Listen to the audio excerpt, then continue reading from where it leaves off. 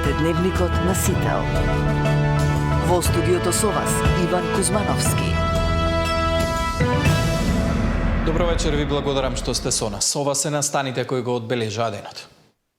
Нема основ за разрешување, тврди обвинителот Коцевски откако го видел предлогот на владата. Советот најави одговор во законскиот рок. Дали притисокот од јавноста ќе го спречи подпишувањето на договорот за паркингот на Клинички? Мицкоски уверува дека ќе одлучуваат во интерес на граѓаните. Министерот почна со пресметки. 50 денари, ја мислам дека е пристојна цена во територијата. Нова Македонија, пред Нова Македонија е 40 денари. Жените од СДСМ го напуштија клубот на Пратенички поради навредите од Кочовска. Оваа говорница трпи се, а понекогаш, за жал, знае да го извади и најлошото од нас. Началникот на Генералштабот на Арама доби покана за состанокот во Париз. Ги испратили Македонија и војници во Украина. Европските лидери не постигнаа единство за Украина. Трамп со нова закана: ако земјите членки на НАТО не плаќаат, нема да ги брана. А во тема на денот вечерва за говорот на омраза и булингот на интернет и како да им се помогне на младите, разговарам со директорката на Фондацијата Телеком за Македонија, Леа Ливша. Останете со нас, почнуваме веднаш.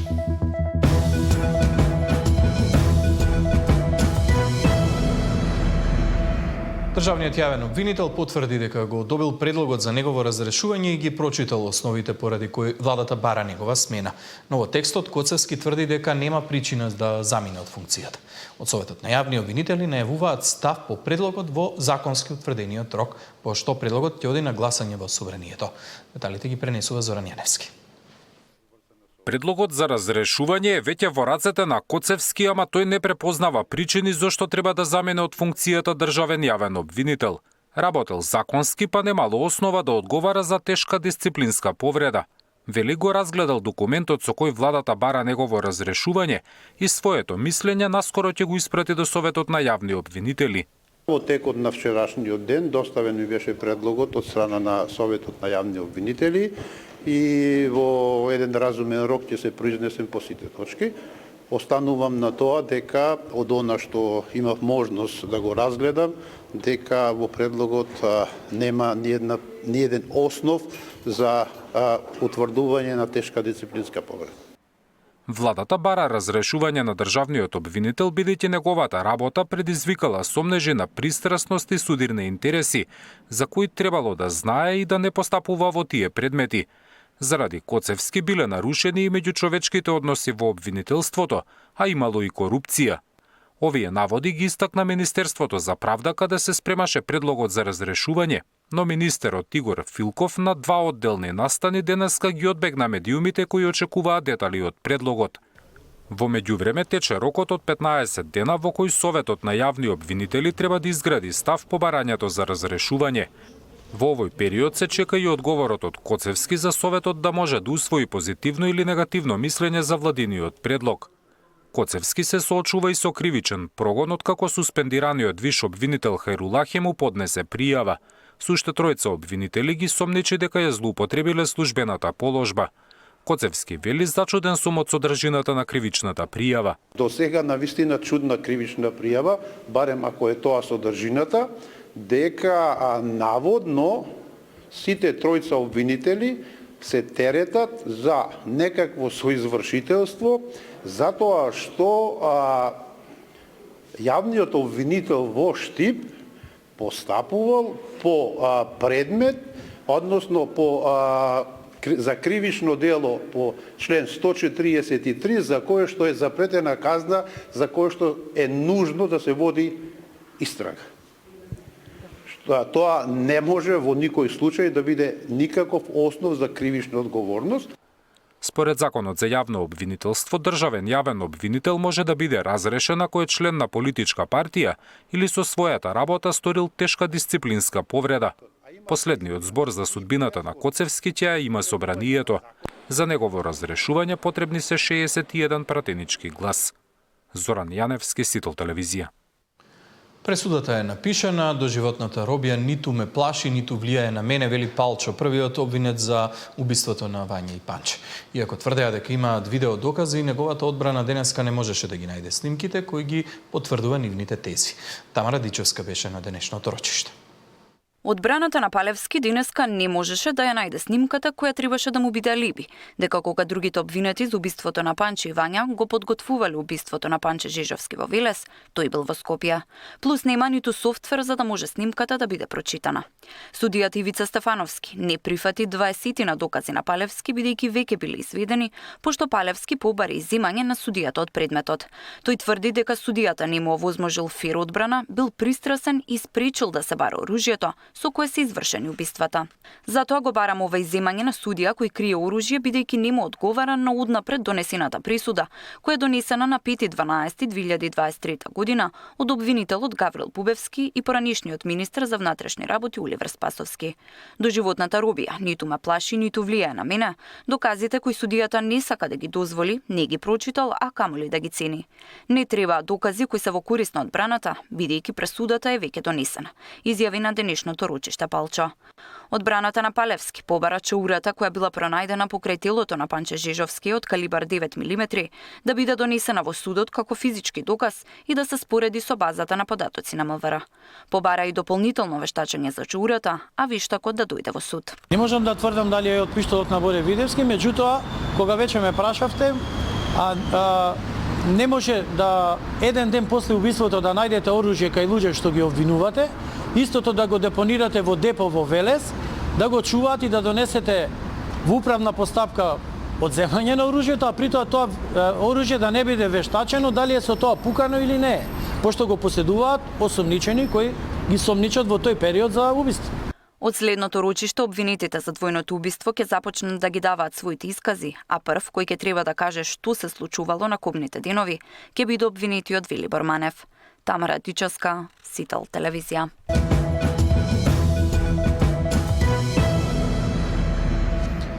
Бурните реакции во јавноста за издавањето на паркингот на клинички на 20 години на фирма од Албанија може да бидат причина да се спречи подпишувањето на овој договор, велат од Министерството за здравство. Договорот треба да го помине и последниот филтер, односно да биде одобрен на владина седница. Мицковски уверува дека ќе работат во интерес на граѓаните. Додека тече постапката, Таравари ги уверуваше новинарите дека речиси двојно зголемената цена која би требало да ја наплаќа новата компанија, ако го преземе работењето, не е спорна, бидејќи била иста со таа во трговските центри во непосредна близина на клиничкиот центар. Речиси двојно ќе поскапи паркирањето на клинички од сегашните 30 денари. Пациентите ќе плаќаат 50 денари на час. Ова ќе се случи доколку биде потпишан договорот со компанијата Ѓока од Албанија, која откако го доби тендерот и треба само уште амин од влада за преку јавно-приватно партнерство, да стопанисува со најмалку 800 паркинг места. Министерот за здравство воопшто не го знае портфолиото на фирмата и колку е успешна во работата, но за Таравари новата цена што ја нуди Ѓока е пристојна. Од досегашните искуства на клинички, најмалку 1 час им треба на болните да најдат паркинг место, а дополнително е времето за прегледи и други процедури. Цените се 50 денари, во Рамсторе 60 денари, паркинг за еден час. Добро, за Нова Македонија, видите, и тука имавме паркирање на автомобили кои што го оставаа тука и после излегуваа во град. 50 денари, ја мислам дека е пристојна цена во територијата. Нова Македонија, пред Нова Македонија е 40 денари за граѓани, така да 50 денари не е цена која што е многу висока. Информацијата дека Ѓока ќе го зема паркингот на клинички предизвика бурни реакции и критики на адреса на здравствените власти. Зошто странска компанија? Зошто повисоки цени и дали тоа значи откажување од нов клинички центар? Таравари ги следел коментарите во јавноста, а премиерот вели дека ваква одлука на влада нема, а при изборот ќе го гледаат и кредибилитетот на компанијата. Не е потпишано. Ако слушам од јавноста дека не им се допаѓа, тука сум и да не го потпишам. Нова влада работи поинаку од принципот како до сега, односно одлуките кои што ги носи оваа влада се исклучиво во интерес на граѓаните. И нема да биде поинаку. Јавното приватно партнерство не било на 20 години, туку според Таравари на 7 до 10 години. И како што беше објавено, државата ќе зема 1% годишно од профитот на компанијата. Ова беше причина и за реакција на опозицијата. Договорено е само 1% профит, за државата е крајно сумнително и отвара сомнежи за корупција. СДСМ бара министерот Таравари да одговори колков е неговиот личен интерес во ова изразен во проценти. Во огласот за тендерот што го доби Ѓока Construction е предвидено фирмата да изгради и 2-катни монтажни гаражи. Оваа компанија од 2022 година има подружница и во Македонија. Сања Димитровска, Сител телевизија. Началникот на Генералштабот на Арама доби покана за состанокот во Париз, ки испратили Македонија и војници во Украина. Европските лидери не постигнаа единство за Украина. Трамп со нова закана, ако земјите членки на НАТО не плаќаат, нема да ги брана.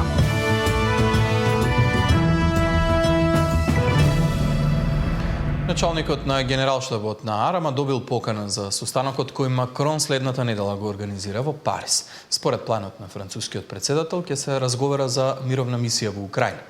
Од Министерството за одбрана уште вчера за Сител потврдија дека ќе учествуваат доколку стигне покана, но не се согласни да испратат македонски војници во Украина. Началникот на Генералштабот на Арама ќе присуствува на состанокот кој го организира францускиот претседател Макрон следната недела во Париз.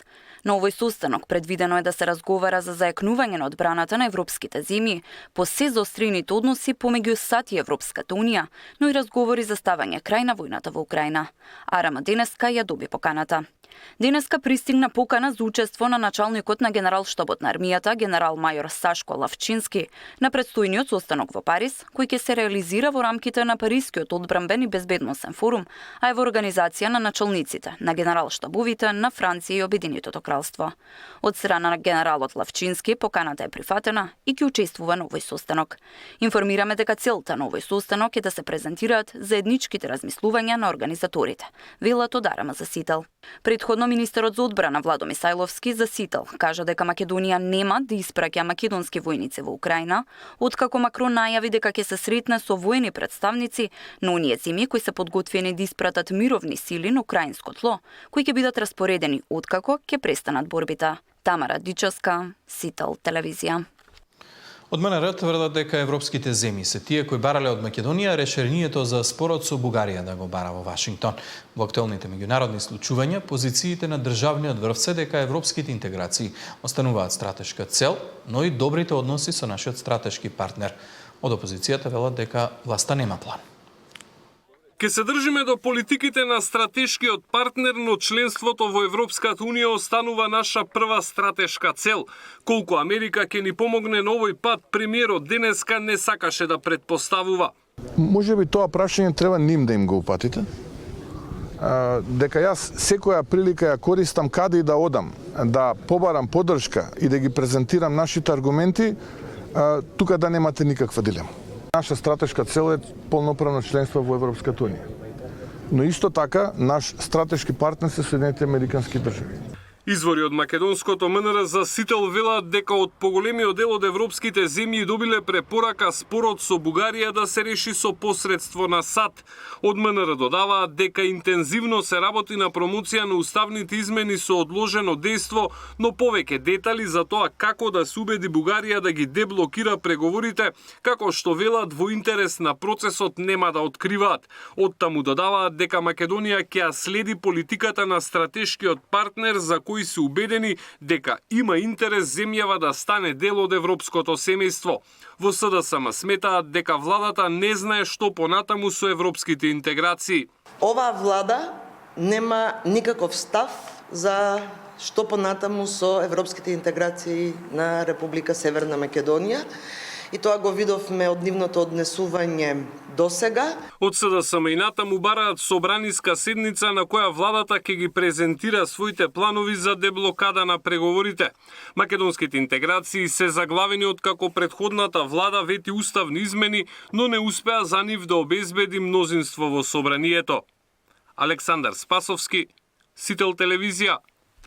Пратеничките од СДСМ го напуштија клубот на пратенички и денешната собраниска седница велат дека е лицемерно да се зборува за родова еднаквост во услови кога се дискриминира и навредува токму од собраниската говорница.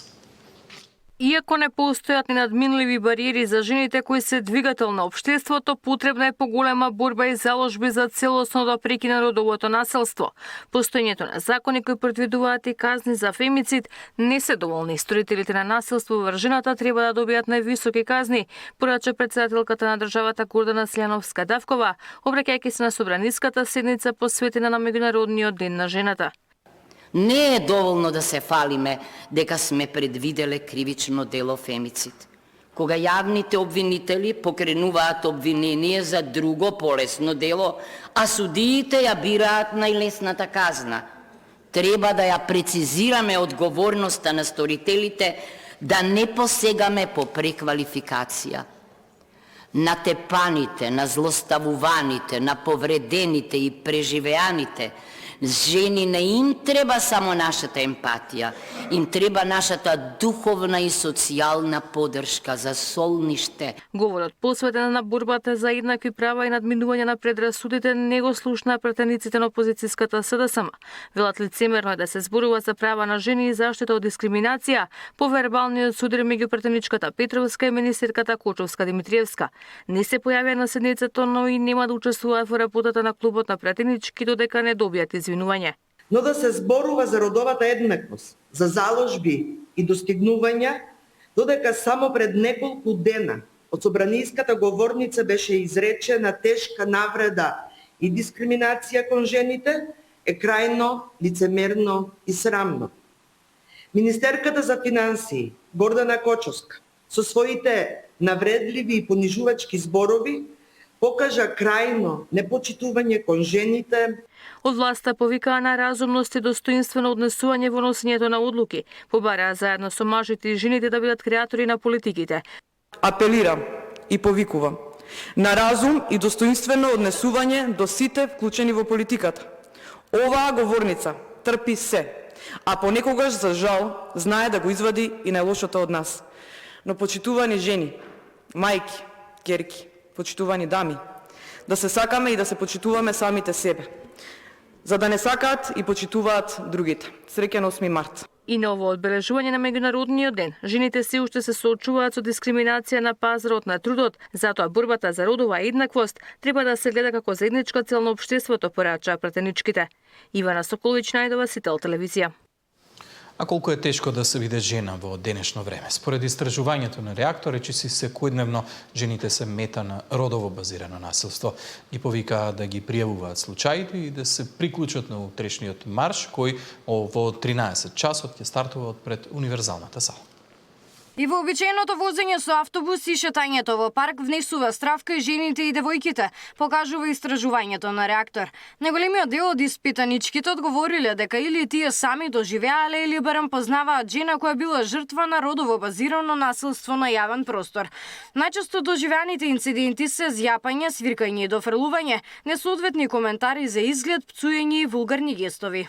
2 од 3 од опфатените девојки и жени се соочуваат и со демнење. Сличен број се соочиле со јавно покажување на гениталии, а секоја втора доживеала самата или познава жена што доживеала непосакувано сексуално допирање или фаќање. Дополнително, најмалку 1 од 3 жени лично доживеала или познава жена која доживеала инцидент што вклучувал закани дека ќе биде повредена. Оттаму ги охрабруваат сите жени да ги пријавуваат ваквите инциденти за да бидат безбедни, посочувајќи дека пријавувањето и документирањето на насилен инцидент испраќа порака до другите жени дека не се сами. Во очи Меѓународниот ден на жената, зутре е најавен протестен марш со почеток во 13 часот, со цел да се излезе на улиците и да се испрати порака дека ниту една жена не прифаќа да живее во страв. Габриела Лескова, Сител телевизија. Семејството на Фросина Кулакова, која го загуби животот на пешачкиот премин Партизанска кај Универзална, со објава на социјалните мрежи се спротистави на најавата за протестен марш против родово базирано насилство. Револтирани се, како што велат, бидејќи Фросина не е жртва на родово базирано насилство. Во време кога треба да се подготвуваме за 40-дневниот помен на нашата Фросина, ние сме принудени да се занимаваме со туги агенди.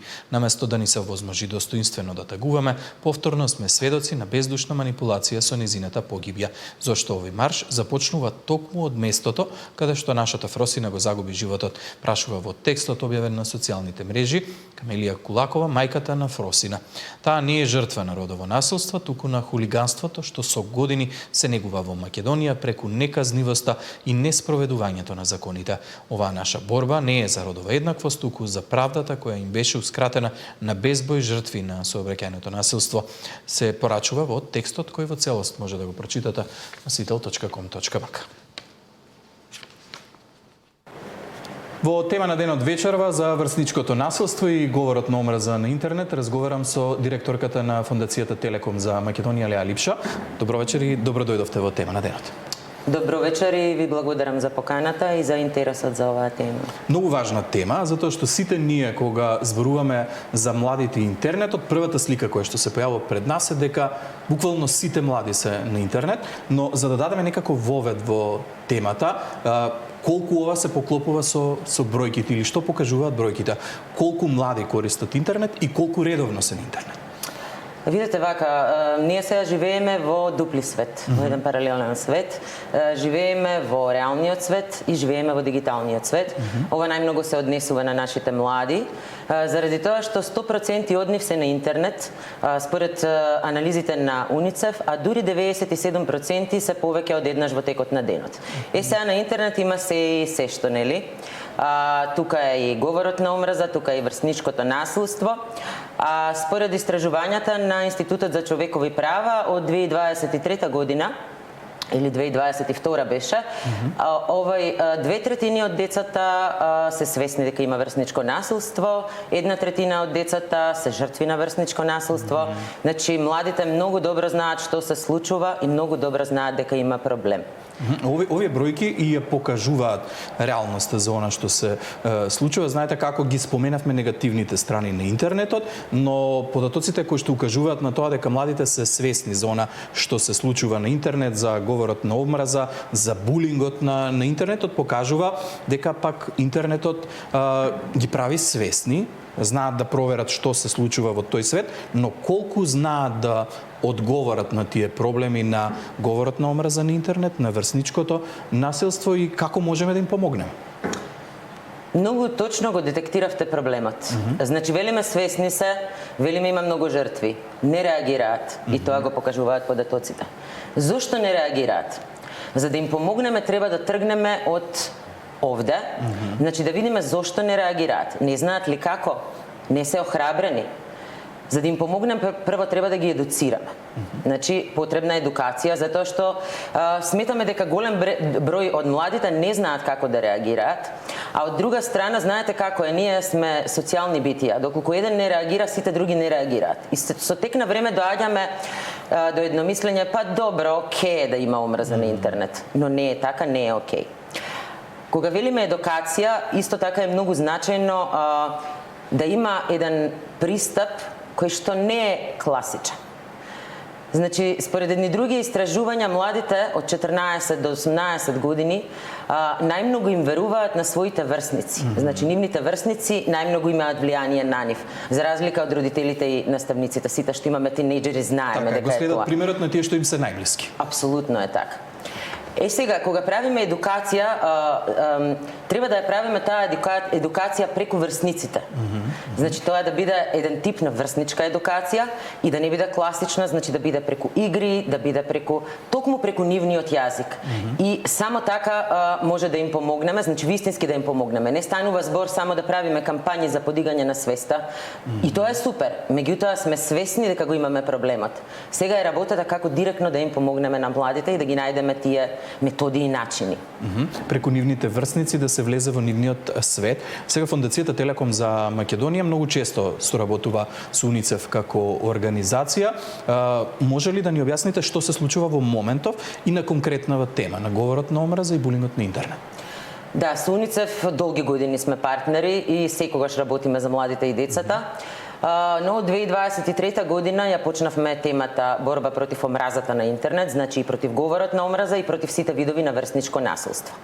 Неодамна почнавме ново партнерство каде што преку дружење на децата, едукација и заедничко креирање сакаме да направиме амбициозно едно младинско движење кое што во текот на овие 2 години би се проширило низ цела Македонија. И овде одиме со врсничка едукација, соработуваме заедно со УНИЦЕФ и со Сојузот на извидници, кои што ќе ја шират пак оваа програма низ цела Македонија. И во моментов работиме со млади ментори кои што ќе бидат наставници, не туку тие што ќе го пренесуваат знаењето на групите на деца. И тие ментори се од Сојузот на извидници и потоа преку отворен повик ќе може да се пријават деца и млади од цела Македонија. Тоа сакав да ве прашам, да бидеме малку корисни за оние кои што не следат, за младите кои што не гледаат во моментов, кој може да биде дел од оваа програма и како може да се пријави? Секој може да биде дел од оваа програма ако има од 14 до 18 години. На крајот на март ќе имаме отворен повик, каде што секој ќе може да се пријави и да биде дел од ова. На почетокот ќе почнеме со 50 деца првата година, меѓутоа ќе имаат можност да учествуваат многу млади, заради тоа што втората година веќе и тие што ќе бидат дел од програмата ќе можат да ги едуцираат другите и да работат со другите деца кои што ќе бидат дел од ова во втората година. Значи, крајот на март е отворениот повик, сите може да се пријават и да бидат дел од... Каде може да го најдат повикот? Тоа ќе биде преку на социјалните медиуми и верувате ќе биде видливо. Значи младите се на социјалните медиуми најмногу. И сега кога зборуваме за социјалните мрежи и активноста на Телеком Македонија на социјалните мрежи, неодамна видов една интересна кампања. Се работи за тоалетна хартија која што ја објавуваат инфлуенсери на социјалните мрежи. Овде веројатно повторно се оди на моментот млади со млади. Од каде идејата и која е целта со оваа кампања? Ова е исто многу интересна иницијатива на Телеком, во која што преку на несериозен начин допираме една многу сериозна тема. Од каде дојде идејата? Гледајќи ги сите лоши коментари на интернет кај младиве инфлуенсери, дојдовме до идеја да ги испечатиме на тоалетна хартија. И на тој начин да им ја намалиме вредноста на тие лоши коментари. Ова прерасна во една навистина голема јавна иницијатива. Почнавме со 50 на инфлуенсери.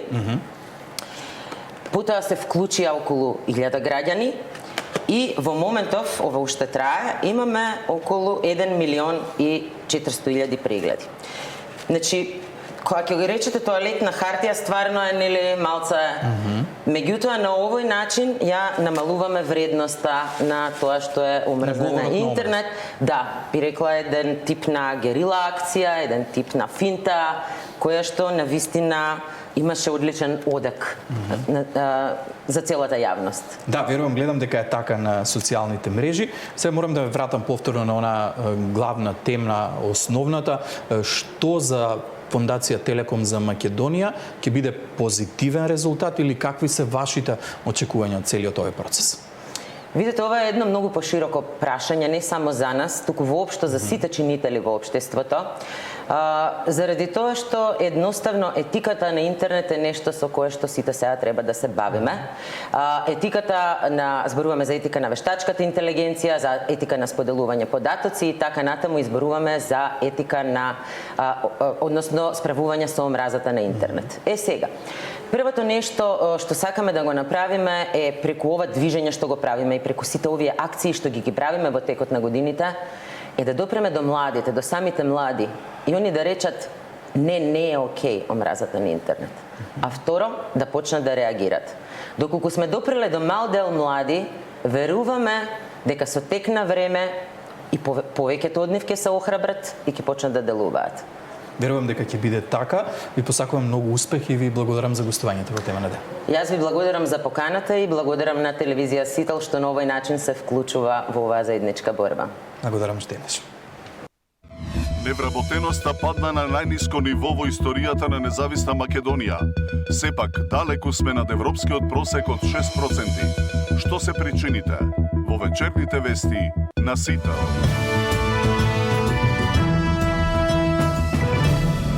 Уште 8 милиони евра биле потребни за докрај да се реализира проектот за едносменска настава, вели министерката за образование и наука Весна Јаневска. За да нема вишок на кадар, планираат таму каде што има повеќе наставници да работат во соседните општини во кои нема доволно на кадар. Едносменска настава е воведена во училиштето Димитар Поп Георгиев во Ѓорче Петров. Проектот кој го најави министерката за да се реализира до крај во сите основни училишта ќе бидат потребни уште 8 милиони евра. Придобивките од едното сменско работење се големи. Прво, подолгиот престој на учениците во училиштата, истекнување поквалитетно знаење, заштита на огромни трошоци кои ги има општината за одржување на училиштата. Да се спроведе овој проект едносменско работење во училиштата, потребна е доградба на околу 300 училишта, училници се извинувам и 70 санитарни јазди, што би чинело околу 8 милиони евра. За наставниците да не останат без работа, онаму каде што со едносменската настава ќе се појави вишок на кадар, ќе бидат прераспределени во други училишта во најблиската околина. Дистрибуцијата на наставници во училиштата во Македонија е неравномерна и во некои училишта постојат паралелки од по 12, 10, 15 деца и повеќе такви паралелки за да се сачуваат работните места на наставници кои што во овој момент би биле вишок ако се спојат паралелките. До сега едносменска настава се одвива во 150 училишта во Македонија. Мирјана Давидовска, Сител телевизија.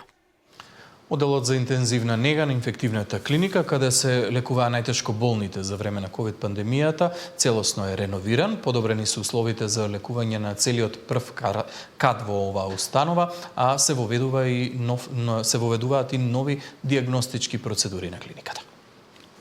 Успешно реновираниот и реконструктираниот дел на први спрат, кај што спаѓаат оделот за инфекции на централен нервен систем и оделот за интензивна нега и лекување. И набавувањето на современата медицинска апаратура која ќе служи за побрза, посовремена диагностика на сите пациенти кои имаат потреба од тоа.